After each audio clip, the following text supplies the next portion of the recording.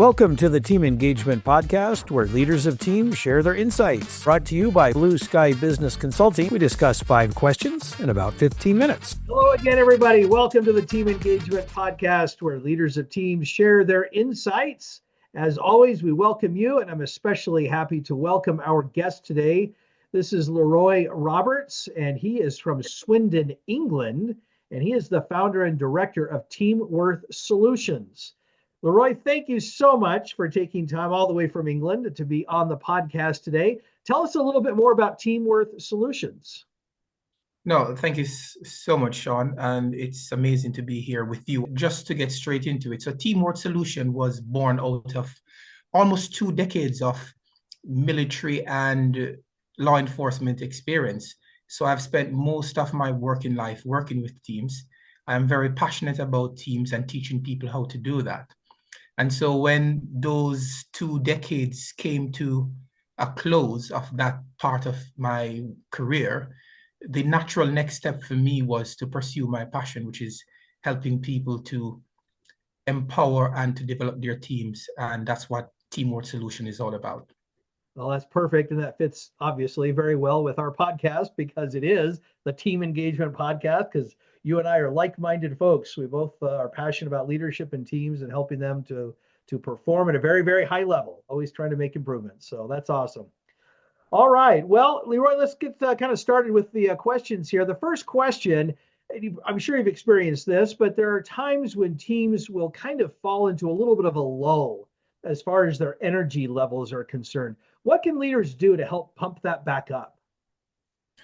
Now, that's a beautiful question, and that is so true. And given the background I am from, both law enforcement and military, the truth of the matter is, if the team morale is low, that's a leadership issue.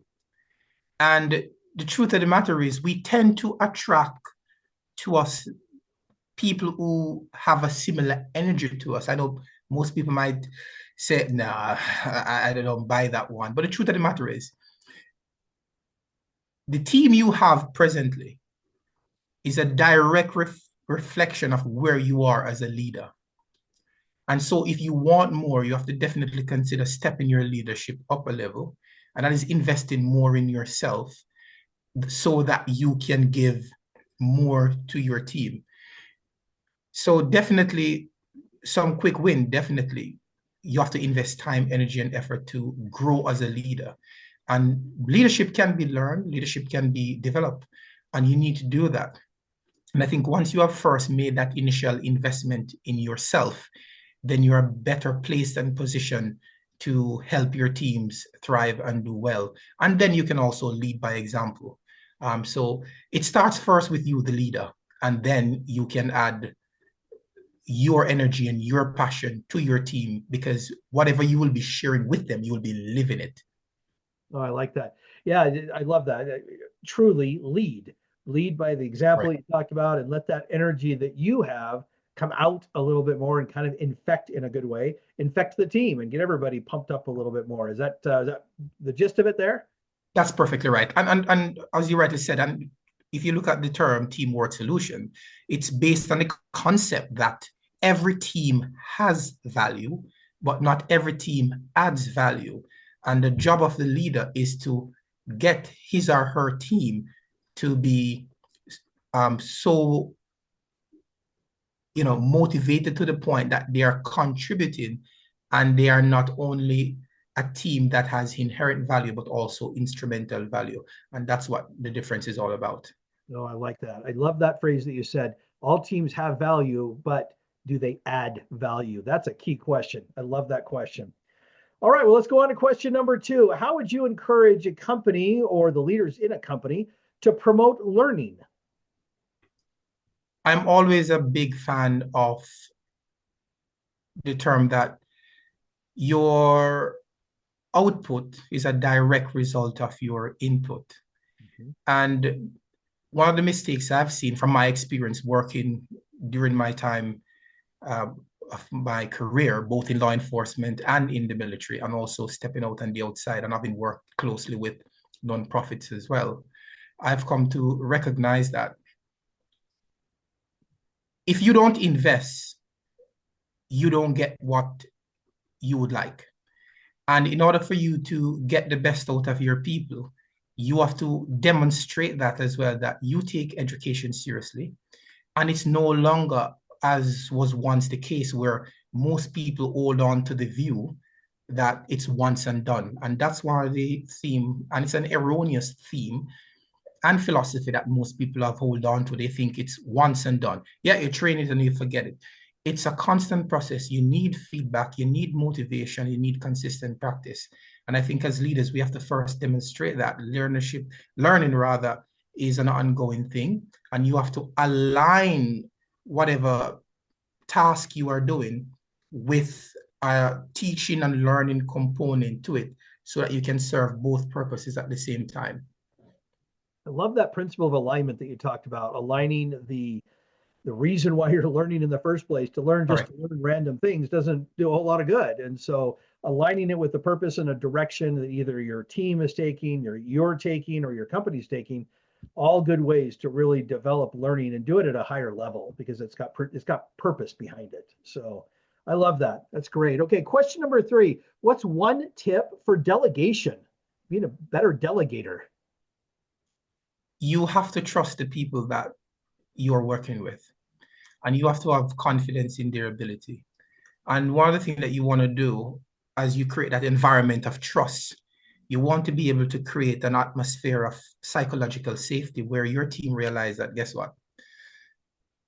You're going to fail and you're going to make mistakes along the way. But what I want you to take away from those experiences and those challenges, when you do have them, and you will have them, is to take away from that the learning to ensure that every encounter, every situation you have gone to, you always have a list of what did I learn, what went well, what can we do better next time. And it ties into the previous question, and that's a part of the whole learning cycle. So the advice is trust your people and let them know that it's okay to fail, and it's okay to fail forward whenever you learn from the mistakes and learn from the challenges, and you are in a best position to support others who are coming after you, who have not yet experienced some of the things that you have experienced, and you can pass on to them valuable lessons, knowing that you don't need to pretend as if you're perfect. Right. And I think people are just pretending because they don't want to get something wrong. It's okay to get something wrong. That too is a part of the learning process, but trust is key. Oh, I like that. I agree completely. Trust is very important to make sure that you demonstrate it. And I like how you said that you use the phrase fail forward, and you defined it, because a lot of people have used the phrase and not realized that it can be very simple. It's just learning from the mistake. That's progress. Even though it feels like a step back, if you learn from it, now you won't repeat the mistake. That is what failing forward really means. I really like how you describe that. All right, question number 4. How do you communicate the values and purpose of the company to the employees? How do you communicate that message to them effectively? The best way to communicate your values is to live them. And I think for far too long, we do a very good job at saying words and have them written somewhere on the wall, but there is no congruence. And when there's no congruence, whenever you speak, there is no feeling nor conviction. And without feeling or conviction, and without that emotional attachment to what you claim you feel strongly about, you will never be able to rally people around you and get them to surrender their priorities for yours. And so congruence is key. And the message that you're trying to convey, you need to live that message. People must know that you are passionate about what you claim you are passionate about.